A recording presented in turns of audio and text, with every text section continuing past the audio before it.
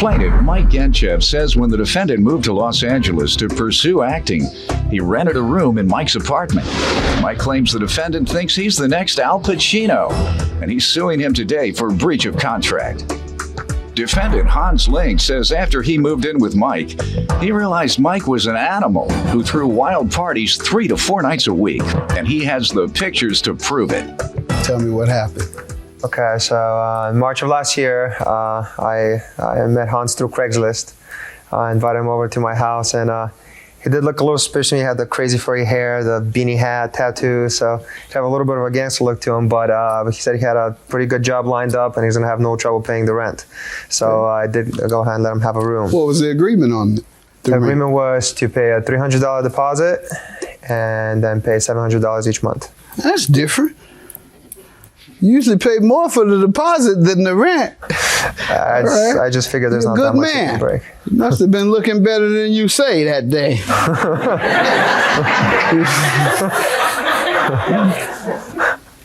What do you want to tell me?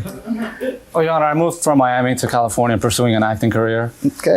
Not an easy thing to do, especially nowadays, the economy in California. Have you been trained in acting? Well, my mom was an actress. I used to go to the studio, watch her live. So your mother's been trained? Yes. How about you? Well, just learn whatever I learned from her. Okay.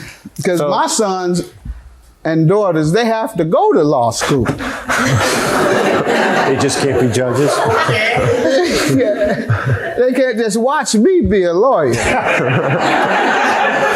and become lawyers. So I was just curious. Did you try? I know your mother trained. Understood. But you just can't become an actor watching her. You got to train. It's a trade, and I was raked over the coals one time by a prominent actor suggesting that I knew someone, a rapper who I thought could act, and they should go on. Oh, acting is a craft. Yeah, you have to learn your craft. You just can't.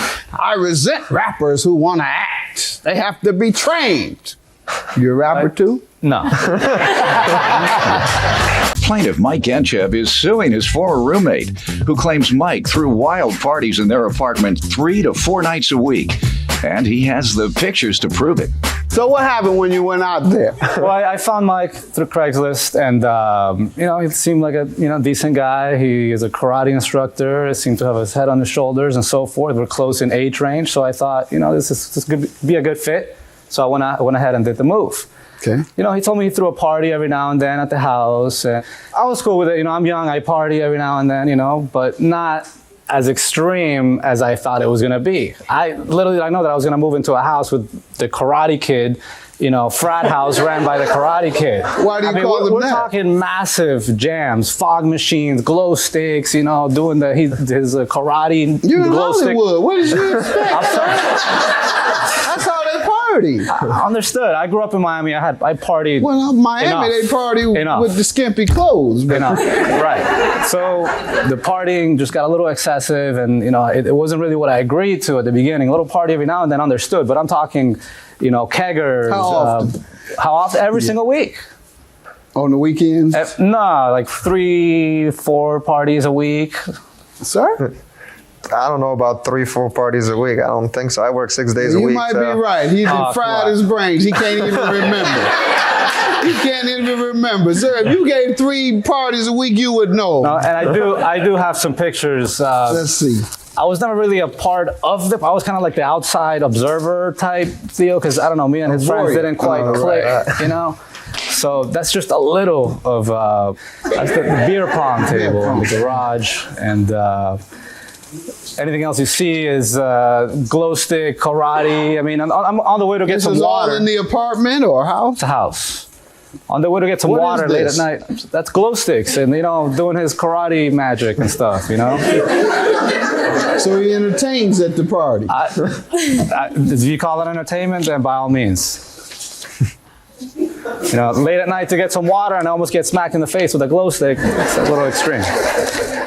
It wasn't quite like that, though. What was it like, sir? We're going to get to the breach of contract, but what was it like? All these parties he's alleging. Mr. Al Pacino from Scarface living in my house. He wasn't that far from the parties, and he was working his way up the acting career. Oh. Did you ever get in the acting job? I do. I have a show coming up Yeah, he's from Hollywood. And it's a leading role, too. It's not I've just never met one person in the industry that didn't have a movie coming out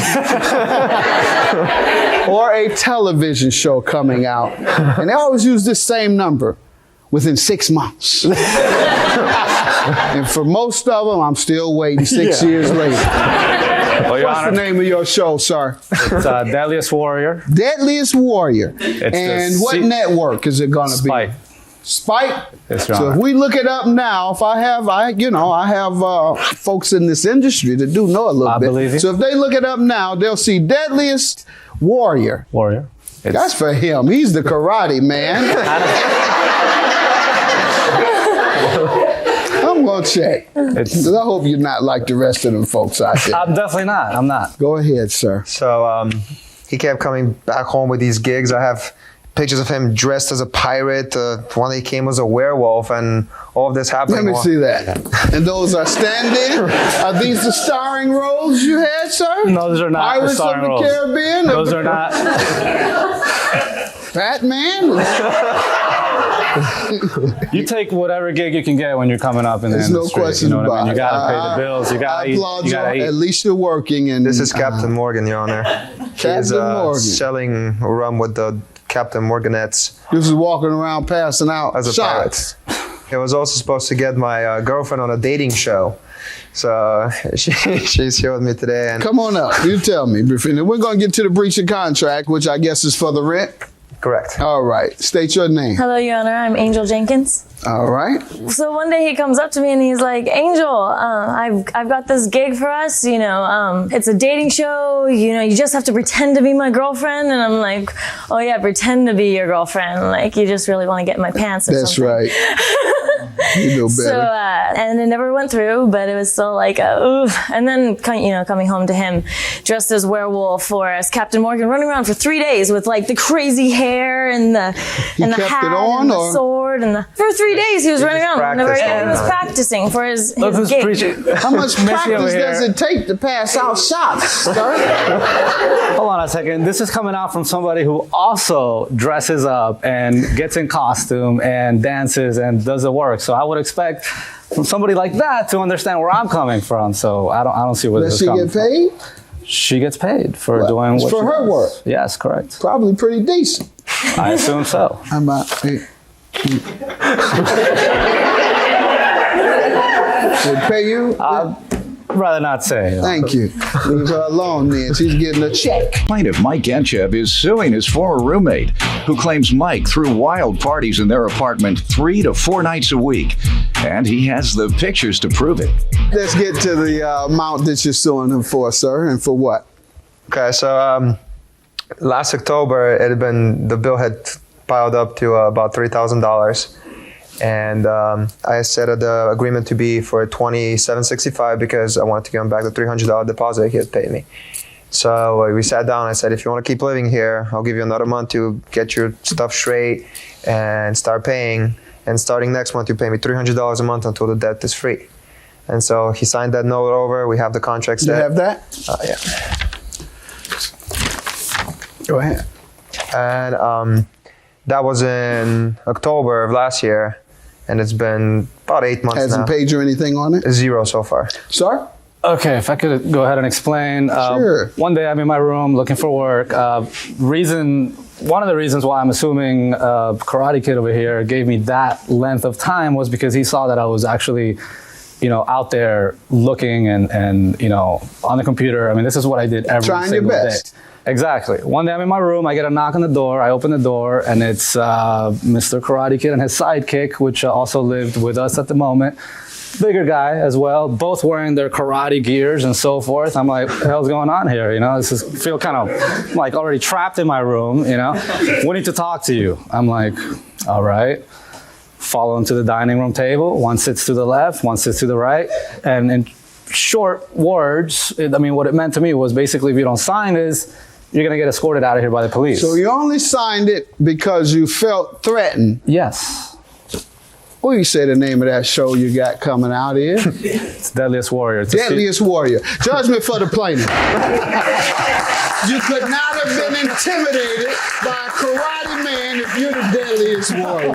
You signed the note, sir. I'm not going with that. Have a good day. Judgment for the player.